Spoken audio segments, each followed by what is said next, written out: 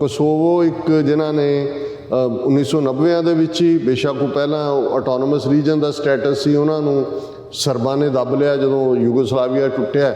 ਫਿਰ ਉੱਥੇ ਜਿਹੜੀ ਆ ਕਨਫਲਿਕਟ ਹੋਇਆ, ਝਗੜਾ ਹੋਇਆ, ਦੂਜਾ ਹੋਇਆ, ਔਰ ਉਸ ਪੀਰੀਅਡ ਦੇ ਵਿੱਚ ਉਹਨਾਂ ਨੇ ਆਪਣੀ ਤਹਿਰੀਕ ਸ਼ੁਰੂ ਕੀਤੀ ਕਿ ਭਾਈ ਅਸੀਂ ਆਜ਼ਾਦ ਹੋਣਾ, ਔਰ ਕੋਸੋਵੋ ਲਿਬਰੇਸ਼ਨ ਆਰਮੀ ਨਾਂ ਦੀ ਇੱਕ ਜਥੇਬੰਦੀ ਹੋਂਦ 'ਚ ਆਈ। 2008 ਦੇ ਵਿੱਚ ਕੋਸੋਵੋ ਵਾਲਿਆਂ ਨੇ ਆਪਣੇ ਤੌਰ ਦੇ ਉੱਤੇ ਰੈਫਰੈਂਡਮ ਕਰਵਾ ਕੇ ਕਿਹਾ ਕਿ ਜੀ ਅਸੀਂ ਆਜ਼ਾਦ ਮੁਲਕ ਹੈ, ਅਸੀਂ ਸਰਬੀਆ ਦਾ ਹਿੱਸਾ ਨਹੀਂ ਹੈ। ਵਰਲਡ ਸਿੱਖ ਪਾਰਲੀਮੈਂਟ ਦੇ ਡੈਲੀਗੇਸ਼ਨ ਦਾ ਮਿਲਣਾ, ਸਟੇਜ ਤੋਂ ਵੀ ਉਹਨਾਂ ਦਾ ਐਡਰੈਸ ਕਰਨਾ, ਔਰ ਇਹ ਕਹਿਣਾ ਕਿ ਜੀ ਇੰਡੀਆ ਭਾਵੇਂ, ਕਿਉਂਕਿ ਇੰਡੀਆ ਜਿਵੇਂ ਅੱਜ ਯੂਕਰੇਨ ਦੇ ਮੁੱਦੇ 'ਤੇ ਰਸ਼ੀਆ ਨਾਲ ਖੜਾ ਹੈ, ਇਵੇਂ ਹੀ ਉਹ ਸਰਬੀਆ ਨਾਲ ਖੜਾ ਹੈ। ਇੰਡੀਆ ਨੇ ਰੈਕਗਨਾਈਜ਼ ਨਹੀਂ ਕੀਤਾ ਹੋਇਆ।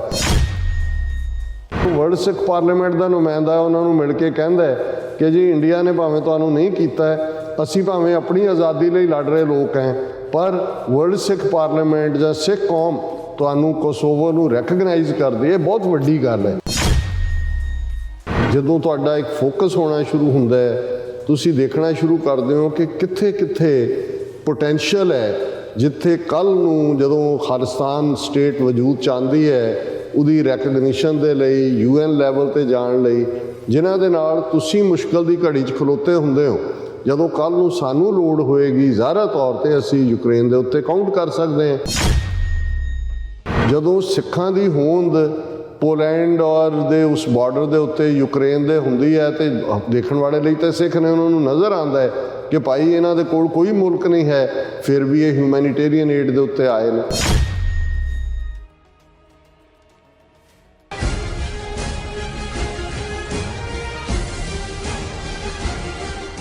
ਦਰਸ਼ਕੋ, ਬ੍ਰੇਕ ਤੋਂ ਬਾਅਦ ਤੁਹਾਡਾ ਸਭ ਦਾ ਭਰਪੂਰ ਸਵਾਗਤ ਹੈ। ਸੋ ਵਿਊਅਰਸ, ਪ੍ਰੋਗਰਾਮ ਨੂੰ ਹੋਰ ਅੱਗੇ ਵਧਾਉਂਦੇ ਹਾਂ। ਦੇ ਦੂਸਰੇ ਅਹਿਮ ਇਸ਼ੂ ਦੇ ਨਾਲ, ਉਸ ਦੇ ਵਿੱਚ ਆਪਾਂ ਗੱਲਬਾਤ ਕਰਨ ਜਾ ਰਹੇ ਹਾਂ ਕਿ ਪਿਛਲੇ ਦਿਨੀ ਵਰਲਡ ਸਿੱਖ ਪਾਰਲੀਮੈਂਟ ਦੇ ਇੱਕ ਡੈਲੀਗੇਸ਼ਨ ਨੇ ਕਨੈਕਟੀਕਟ ਵਿੱਚ ਕੋਸੋਵੋ ਦੇ ਪ੍ਰਾਈਮ ਮਿਨਿਸਟਰ ਨਾਲ ਮੁਲਾਕਾਤ ਕੀਤੀ। ਸਿੱਖ ਵਫਦ ਨੇ ਕੋਸੋਵੋ ਦੇ ਲੋਕਾਂ ਨਾਲ ਸੋਲੀਡੈਰਿਟੀ ਦਾ ਜਿਹੜਾ ਇਜ਼ਹਾਰ ਕੀਤਾ। ਸੋ ਵਿਊਅਰਸ, ਯਾਦ ਰਹੇ ਕਿ ਕੋਸੋਵੋ ਨੂੰ ਦੁਨੀਆ ਦੇ 97 ਮੁਲਕਾਂ ਵੱਲੋਂ ਮਾਨਤਾ ਮਿਲ ਚੁੱਕੀ ਹੈ, ਜਿਸ ਵਿੱਚ ਅਮਰੀਕਾ ਵੀ ਸ਼ਾਮਲ ਹੈ। ਸੋ ਇਸ ਬਾਰੇ ਆਪਾਂ ਗੱਲਬਾਤ ਕਰਨ ਜਾ ਰਹੇ ਹਾਂ। ਸੋ ਅਸੀਂ ਚਾਹਾਂਗੇ ਕਿ ਤੁਸੀਂ ਨਾਲ ਇਸੇ ਤਰ੍ਹਾਂ ਬਣੇ ਰਹਿਣਾ। ਦੇਖਣ, ਸੁਣਨ, ਲਿਖਣ ਲਈ ਤੁਹਾਡਾ ਸਭ ਦਾ ਬਹੁਤ ਬਹੁਤ ਸ਼ੁਕਰੀਆ ਜੀ। ਡਾਕਟਰ ਸਾਹਿਬ, ਕੀ ਕਹਿਣਾ ਚਾਹੋਗੇ? ਦੇਖੋ, ਅਸੀਂ ਹਮੇਸ਼ਾ ਹੀ ਇਹ ਗੱਲ ਦੁਹਰਾਉਂਦੇ ਹਾਂ ਕਿ ਜਦੋਂ ਤੁਸੀਂ ਆਪਣੀ ਮੰਜ਼ਿਲ ਮਿੱਥ ਲੈਂਦੇ ਹੋ, ਤੁਹਾਡੀਆਂ ਅੱਖਾਂ ਆਪਣੇ ਗੋਲ ਦੇ ਉੱਤੇ ਹੁੰਦੀਆਂ ਨੇ, ਕੋਈ ਚੀਜ਼ ਖੱਬੇ ਸੱਜੇ ਤੁਹਾਨੂੰ ਡਿਸਟਰੈਕਟ ਨਹੀਂ ਕਰਦੀ, ਤਾਂ ਫਿਰ ਨੋ ਮੈਟਰ ਤੁਹਾਡੇ ਕਿੰਨੇ ਛੋਟੇ ਕਦਮ ਨੇ, ਬੇਸ਼ੱਕ ਤੁਸੀਂ ਕਰੋਲਿੰਗ ਤੋਂ ਸ਼ੁਰੂ ਕਰਦੇ ਹੋ, ਫਿਰ ਬੇਬੀ ਸਟੈਪਸ ਇੱਥੋਂ ਹੀ ਬਣਿਆ ਕਿ ਤੁਸੀਂ ਬੇਬੀ ਸਟੈਪ ਲੈ ਰਹੇ ਹੁੰਦੇ ਹੋ, ਪਰ ਤੁਹਾਡੀ ਜਿਹੜੀ ਚਾਲ ਹੈ ਉਹ ਹਮੇਸ਼ਾ ਹੋਣੀ ਚਾਹੀਦੀ ਹੈ with the eyes fixed on the goal. So ਅਸੀਂ ਸਮਝਦੇ ਹਾਂ ਕਿ 2015 ਦੇ ਵਿੱਚ ਸਰਬੱਤ ਖਾਲਸਾ ਚੱਬੇ 'ਚ ਜਿਹੜਾ ਵਰਲਡ ਸਿੱਖ ਪਾਰਲੀਮੈਂਟ ਦਾ ਕਾਨਸੈਪਟ ਉਹ ਸਰਬੱਤ ਖਾਲਸਾ ਨੇ ਦਿੱਤਾ ਹੈ, ਜਥੇਦਾਰ ਜਗਤਾਰ ਸਿੰਘ ਹਵਾਰਾ ਦੀ ਕਮਾਂਡ ਥੱਲੇ, ਕਿਉਂਕਿ ਉਹਨਾਂ ਨੂੰ ਹੀ ਅਕਾਲ ਤਖਤ ਸਾਹਿਬ ਦਾ ਜਥੇਦਾਰ ਥਾਪਿਆ ਗਿਆ। ਔਰ ਬਾਹਰਲੇ ਮੁਲਕਾਂ 'ਚ ਬੇਸ਼ੱਕ 2-3 ਸਾਲ ਕੋਵਿਡ ਦੇ ਕਹਿਰ ਦੇ ਚੱਲਦਿਆਂ ਉਹਨਾਂ ਕੰਮ ਨਹੀਂ ਹੋ ਸਕਿਆ, ਲੇਕਿਨ ਅਸੀਂ ਦੇਖ ਰਹੇ ਹਾਂ ਕਿ ਜਿੱਥੇ ਅੱਡ-ਅੱਡ ਜਥੇਬੰਦੀਆਂ ਆਪਣੇ ਆਪਣੇ ਤਰੀਕੇ ਨਾਲ ਖਾਲਿਸਤਾਨ ਦੀ ਮੂਵਮੈਂਟ ਨੂੰ ਕਾਮਯਾਬ ਕਰਨ ਦੇ ਲਈ ਯਤਨਸ਼ੀਲ ਨੇ। ਅਸੀਂ ਹਮੇਸ਼ਾ ਪੰਜਾਬ 'ਚ ਜਿਹੜੀਆਂ ਸਾਡੀਆਂ ਧਿਰਾਂ ਨੇ ਪੰਥਕ, ਭਾਵੇਂ ਉਹਨਾਂ 'ਚ ਸਾਨੂੰ ਖਾਮੀਆਂ ਵੀ ਨਜ਼ਰ ਆਉਣ, ਪਰ ਅਸੀਂ ਹਮੇਸ਼ਾ ਸਮਝਦੇ ਹਾਂ ਕਿ ਉੱਥੇ ਬੈਠ ਕੇ ਜਿਨ੍ਹਾਂ ਨੇ ਲਗਾਤਾਰਤਾ ਨਾਲ ਪਿਛਲੀਆਂ 4 ਦਹਾਈਆਂ ਤੋਂ ਖਾਲਿਸਤਾਨ ਲਫ਼ਜ਼ ਨੂੰ ਜਿਉਂਦਿਆਂ ਰੱਖਿਆ ਹੋਇਆ ਹੈ, ਉੱਥੇ ਕਨਵੈਨਸ਼ਨਸ ਵੀ ਹੁੰਦੀਆਂ ਨੇ, ਖਾਲਿਸਤਾਨ ਐਲਾਨ ਦਿਵਸ ਵੀ ਹੁੰਦਾ ਹੈ, ਜੂਨ 84 ਦਾ ਘੱਲੂਘਾਰਾ ਆ ਰਿਹਾ ਆਲਰੇਡੀ, ਜਿਹੜੀਆਂ ਨੇ ਐਡੀਸ਼ਨਲ ਕੰਪਨੀਆਂ ਜਿਹੜੀਆਂ CRPF ਤੇ ਦੂਜੀਆਂ ਦੀਆਂ ਮੰਗਵਾਉਣ ਦੀ ਲਾਈਨ ਇਸੇ ਲਈ ਹੈ ਕਿਉਂਕਿ ਜੇ ਗਰਾਊਂਡ ਦੇ ਉੱਤੇ ਗੱਲ ਨਾ ਹੋ ਰਹੀ ਹੋਏ, ਬਾਹਰ ਤੁਸੀਂ ਜਿੰਨੀ ਮਰਜ਼ੀ ਗੱਲ ਕਰੋ, ਉਸ ਦਾ ਕੋਈ ਬਹੁਤਾ ਮਤਲਬ ਨਹੀਂ ਰਹਿ ਜਾਂਦਾ।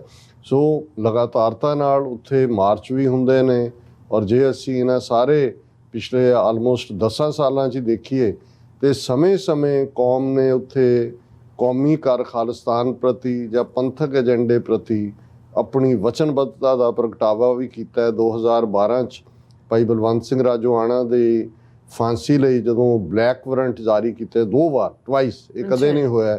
ਲੇਕਿਨ ਜੇ ਅੱਜ ਬਲਵੰਤ ਸਿੰਘ ਰਾਜੋਆਣਾ ਦੀ ਰਿਹਾਈ ਦੀ ਮੰਗ ਹੋ ਰਹੀ ਹੈ ਔਰ ਉਹ ਬਲੈਕ ਵਾਰੰਟ ਵਾਪਸ ਹੁੰਦੇ ਨੇ, ਤੇ ਇਹ ਕੌਮ ਦੀ ਯਕਜਹਿਤੀ ਸੀ, ਇਕੱਲੀ ਇੰਟਰਨੈਸ਼ਨਲੀ ਜਾਂ ਡਾਇਸਪੋਰਾ ਵੱਲੋਂ ਹੀ ਨਹੀਂ, ਪੰਜਾਬ ਦੀ ਧਰਤੀ ਦੇ ਉੱਤੇ 2015 ਦਾ ਸਰਬੱਤ ਖਾਲਸਾ 4-5 ਲੱਖ ਸਿੱਖ ਰੋਕਣਾ ਦੇ ਬਾਵਜੂਦ ਪਹੁੰਚ ਜਾਂਦੇ ਨੇ, 2018 ਤੱਕ ਪਹੁੰਚਦੇ ਆ। ਅਸੀਂ ਫਿਰ ਬਰਗਾੜੀ ਮੋਰਚਾ ਦੇਖਦੇ ਹਾਂ, ਵੱਖਰੀ ਗੱਲ ਹੈ ਵੀ ਉਸ ਮੋਰਚੇ ਦਾ 8-9 ਮਹੀਨੇ ਬਾਅਦ ਕੌਣ ਇਹਦੇ ਲਈ ਜ਼ਿੰਮੇਵਾਰ ਹੈ ਉਹ ਸਾਰੇ ਨੂੰ ਫਲੋਪ ਕਰਨ ਲਈ। ਲੇਕਿਨ ਇਹਦੇ 'ਚ ਕੋਈ ਸ਼ੱਕ ਨਹੀਂ ਹੈ ਕਿ ਸਿੱਖ ਕੌਮ ਸੋਲੀਡੈਰਿਟੀ ਦੇ ਨਾਲ ਖਲੋਤੀ।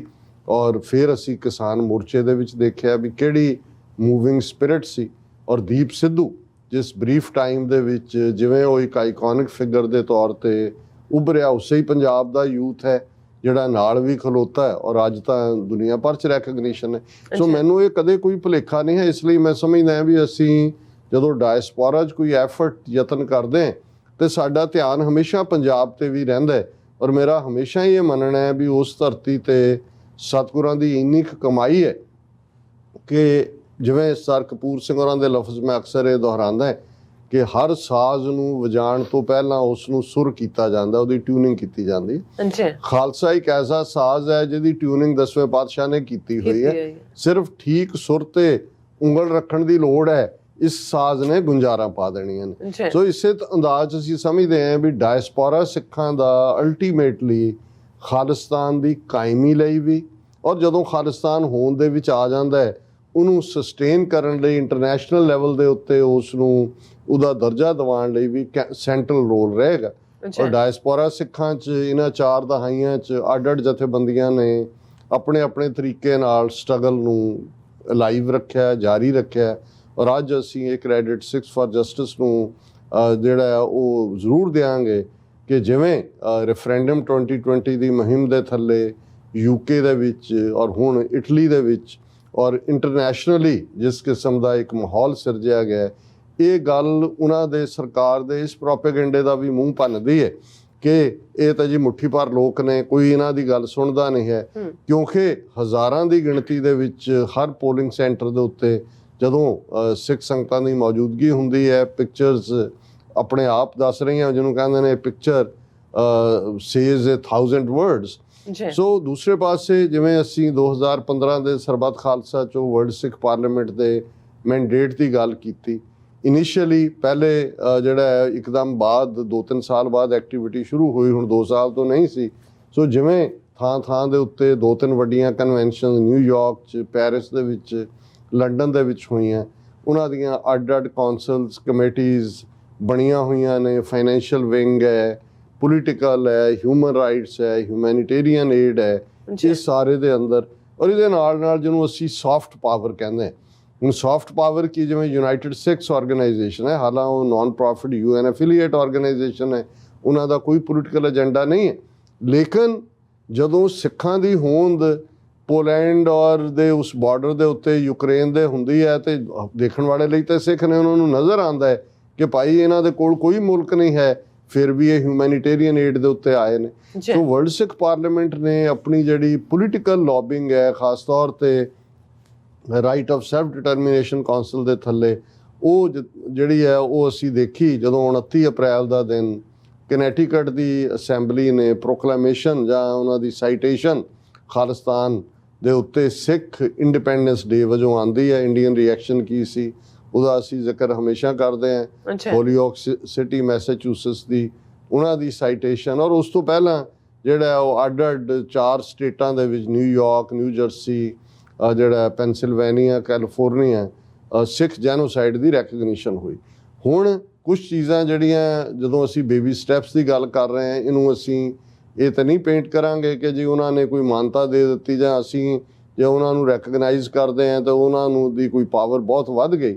ਲੇਕਿਨ ਇਹ ਜਦੋਂ ਤੁਹਾਡਾ ਇੱਕ ਫੋਕਸ ਹੋਣਾ ਸ਼ੁਰੂ ਹੁੰਦਾ ਹੈ, ਤੁਸੀਂ ਦੇਖਣਾ ਸ਼ੁਰੂ ਕਰਦੇ ਹੋ ਕਿ ਕਿੱਥੇ ਪੋਟੈਂਸ਼ੀਅਲ ਹੈ, ਜਿੱਥੇ ਕੱਲ੍ਹ ਨੂੰ ਜਦੋਂ ਖਾਲਿਸਤਾਨ ਸਟੇਟ ਵਜੂਦ 'ਚ ਆਉਂਦੀ ਹੈ, ਉਹਦੀ ਰੈਕਗਨੀਸ਼ਨ ਦੇ ਲਈ UN ਲੈਵਲ 'ਤੇ ਜਾਣ ਲਈ, ਜਿਨ੍ਹਾਂ ਦੇ ਨਾਲ ਤੁਸੀਂ ਮੁਸ਼ਕਲ ਦੀ ਘੜੀ 'ਚ ਖਲੋਤੇ ਹੁੰਦੇ ਹੋ।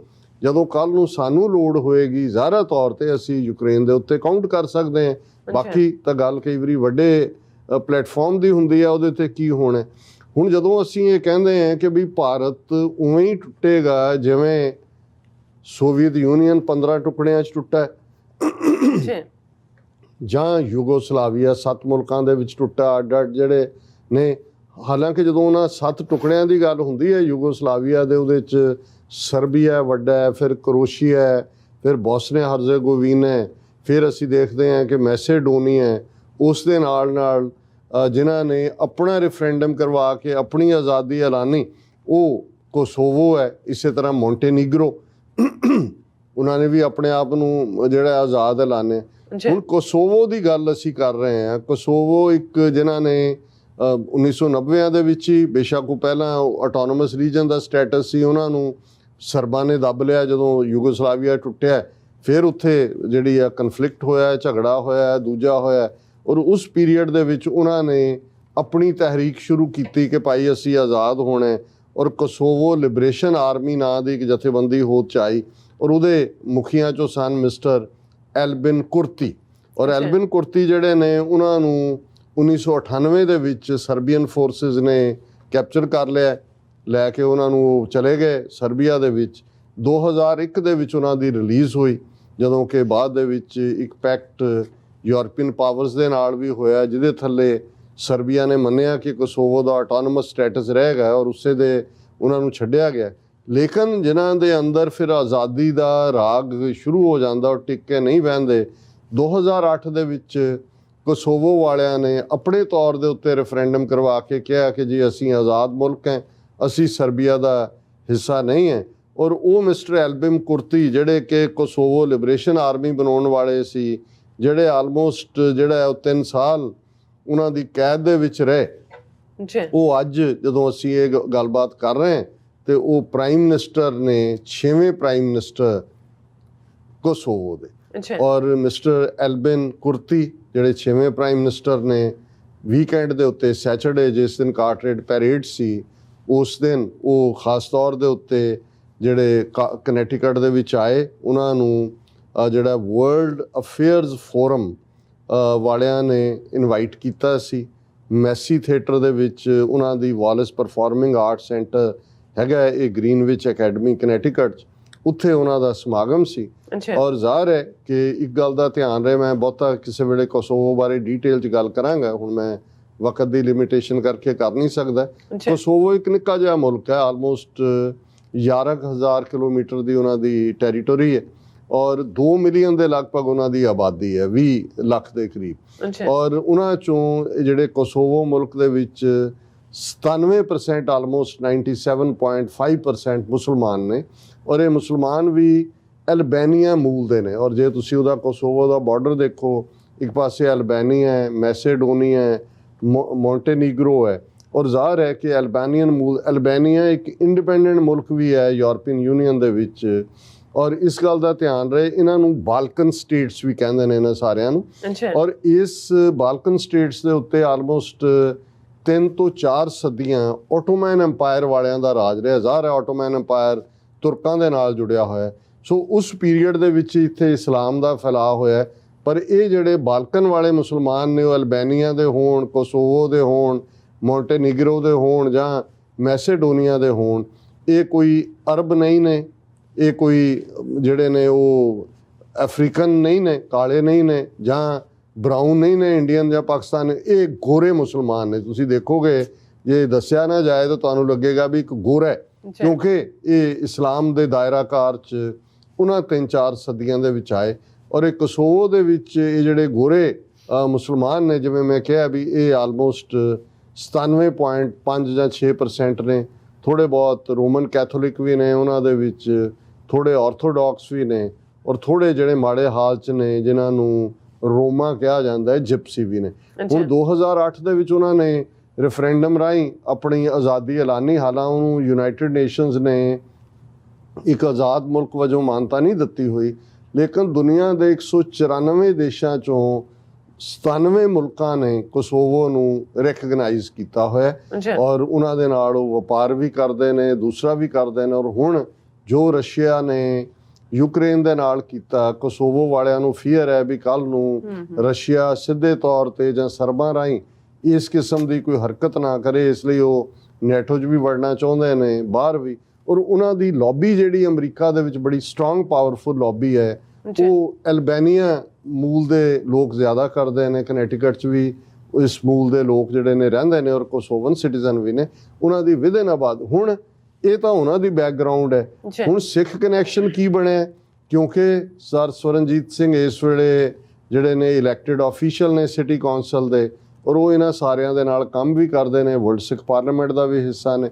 ਸੋ ਉਹਨਾਂ ਨੇ ਜਿਹੜਾ ਇਹ ਇਸ ਗੱਲ ਨੂੰ ਯਕੀਨੀ ਬਣਾਇਆ ਕਿ ਜਦੋਂ ਪ੍ਰਾਈਮ ਮਿਨਿਸਟਰ ਐਲਬਿਨ ਕੁਰਤੀ ਔਰ ਦਰਸ਼ਕ ਸਕਰੀਨ ਤੇ ਪਿਕਚਰਸ ਦੇਖ ਸਕਦੇ ਨੇ ਉਹ ਆਉਣ।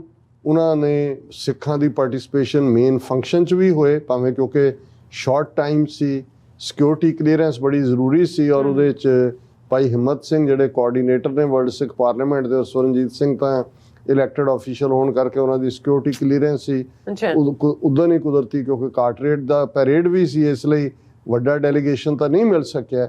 ਲੇਕਿਨ ਵਰਲਡ ਸਿੱਖ ਪਾਰਲੀਮੈਂਟ ਦੇ ਡੈਲੀਗੇਸ਼ਨ ਦਾ ਮਿਲਣਾ, ਸਟੇਜ ਤੋਂ ਵੀ ਉਹਨਾਂ ਦਾ ਐਡਰੈਸ ਕਰਨਾ ਔਰ ਇਹ ਕਹਿਣਾ ਕਿ ਜੀ ਇੰਡੀਆ ਭਾਵੇਂ ਕਿਉਂਕਿ ਇੰਡੀਆ ਜਿਵੇਂ ਅੱਜ ਯੂਕਰੇਨ ਦੇ ਮੁੱਦੇ ਤੇ ਰਸ਼ੀਆ ਨਾਲ ਖੜਾ ਹੈ ਇਵੇਂ ਹੀ ਉਹ ਸਰਬੀਆ ਨਾਲ ਖੜਾ ਹੈ। ਇੰਡੀਆ ਨੇ ਰੈਕਗਨਾਈਜ਼ ਨਹੀਂ ਕੀਤਾ ਹੋਇਆ ਤੇ ਜਦੋਂ ਵਰਲਡ ਸਿੱਖ ਪਾਰਲੀਮੈਂਟ ਦਾ ਨੁਮਾਇੰਦਾ ਉਹਨਾਂ ਨੂੰ ਮਿਲ ਕੇ ਕਹਿੰਦਾ ਹੈ ਕਿ ਜੀ ਇੰਡੀਆ ਨੇ ਭਾਵੇਂ ਤੁਹਾਨੂੰ ਨਹੀਂ ਕੀਤਾ, ਅਸੀਂ ਭਾਵੇਂ ਆਪਣੀ ਆਜ਼ਾਦੀ ਲਈ ਲੜ ਰਹੇ ਲੋਕ ਹਾਂ ਪਰ ਵਰਲਡ ਸਿੱਖ ਪਾਰਲੀਮੈਂਟ ਜਾਂ ਸਿੱਖ ਕੌਮ ਤੁਹਾਨੂੰ ਕੋਸੋਵੋ ਨੂੰ ਰੈਕਗਨਾਈਜ਼ ਕਰਦੀ ਹੈ। ਬਹੁਤ ਵੱਡੀ ਗੱਲ ਹੈ। ਬੇਸ਼ੱਕ ਅਸੀਂ ਨੂੰ ਇਹ ਨਹੀਂ ਕਹਿਣਾ ਚਾਹੁੰਦੇ ਜੀ ਉਹਨਾਂ ਨੇ ਕਿਹਾ ਜੀ ਠੀਕ ਹੈ ਅਸੀਂ ਵੀ ਤੁਹਾਨੂੰ ਰੈਕਗਨਾਈਜ਼ ਇਹ ਵਕਤ ਹੁੰਦਾ ਔਰ ਇਹ ਆਉਣ ਵਾਲੇ ਪੀਰੀਅਡ 'ਚ ਜਦੋਂ ਤੁਸੀਂ ਇਸ ਕਿਸਮ ਦੀ ਐਕਟੀਵਿਟੀ ਨੂੰ ਅੱਗੇ ਤੋਰੋਗੇ ਤੇ ਫਿਰ ਜ਼ਾਹਰ ਹੈ ਕਿ ਇਹ ਜਿਹੜੀ ਗੁੱਡਵਿਲ ਹੁੰਦੀ ਹੈ ਕੱਲ ਨੂੰ ਕੋਸੋਵੋ ਦੇ ਨਾਲ ਨਿੱਘੇ ਸੰਬੰਧ ਹੁੰਦੇ ਨੇ ਔਰ ਉਹਨਾਂ ਦਾ ਜਿਹੜਾ ਉੱਥੇ ਕਾਫੀ ਬਿਜ਼ਨਸ ਪ੍ਰਿਸਟੀਨ ਉਹਨਾਂ ਦਾ ਵੱਡਾ ਸ਼ਹਿਰ ਹੈ, ਬਿਜ਼ਨਸ ਓਪਰਚੁਨਿਟੀਜ਼ ਵੀ ਨੇ। ਕੱਲ ਨੂੰ ਸਿੱਖ ਜਾ ਕੇ ਉੱਥੇ ਜ਼ਮੀਨ ਹੈ ਜਾਂ ਐਗਰੀਕਲਚਰ ਜਾਂ ਵਪਾਰ 'ਚ ਹੁੰਦੇ ਨੇ ਕਿਉਂਕਿ ਉਹ ਜਦੋਂ ਇੱਥੇ 2 ਹਫ਼ਤੇ ਦਾ ਟੂਰ ਸੀ ਇਹਨਾਂ ਦਾ ਮਿਸਟਰ ਐਲਬਿਨ ਕੁਰਤੀ ਦਾ। ਸੋ ਜਿੱਥੇ ਅਮਰੀਕਾ ਤੋਂ ਮੋਰ ਡਿਫੈਂਸ ਦੇ ਲਈ ਫੰਡਿੰਗ ਮੰਗ ਰਹੇ ਨੇ ਉੱਥੇ ਉਹ ਇਨਵੈਸਟਮੈਂਟ ਦੇ ਲਈ ਵੀ ਨੇ ਕਿ ਭਾਈ ਉੱਥੇ ਇਨਵੈਸਟ ਕੀਤਾ ਜਾਏ ਔਰ ਇਸ ਵੇਲੇ 6 ਮਿਲੀਅਨ ਸਿੱਖ ਡਾਇਸਪੋਰਾ ਜਿਹੜਾ ਉਹਨਾਂ ਦੀ ਕੁੱਲ ਆਬਾਦੀ ਨਾਲੋਂ 3 ਗੁਣਾ ਜ਼ਿਆਦਾ ਹੈ। ਜੇ 2-4 ਸਿੱਖਾਂ ਦੇ ਵੀ ਨਜ਼ਰ ਪੈ ਗਏ ਕਿ ਭਾਈ ਇੱਥੇ ਅਸੀਂ ਇਨਵੈਸਟ ਕਰਨਾ ਹੈ ਤੇ ਉਹ ਤਾਂ ਜਿਹੜਾ ਉੱਥੇ ਆਧਾਰ ਬਣ ਜਾਏਗਾ ਔਰ ਫਿਰ ਪਹਿਲੀ ਗੱਲ ਹੋਏਗੀ ਜੀ ਗੁਰਦੁਆਰੇ ਲਈ ਥਾਂ ਦਿਓ। ਜਿਵੇਂ ਹੁਣ ਸਾਨੂੰ ਯੂਕਰੇਨ ਤੋਂ ਦੱਸ ਰਹੇ ਸੀ ਕਿ ਯੂਕਰੇਨ ਦੇ ਬਾਰਡਰ ਦੇ ਉੱਤੇ ਉਹ ਅਸੀਂ ਦੇਖ ਰਹੇ ਹਾਂ ਵੀ ਗੁਰਦੁਆਰੇ ਲਈ ਥਾਂ ਉਹ ਸਾਨੂੰ ਕਹਿੰਦੇ ਨੇ ਵੀ ਤੁਸੀਂ ਜਿੰਨਾ ਕੰਮ ਕੀਤਾ ਇੱਥੇ ਬਣਾ ਲਓ।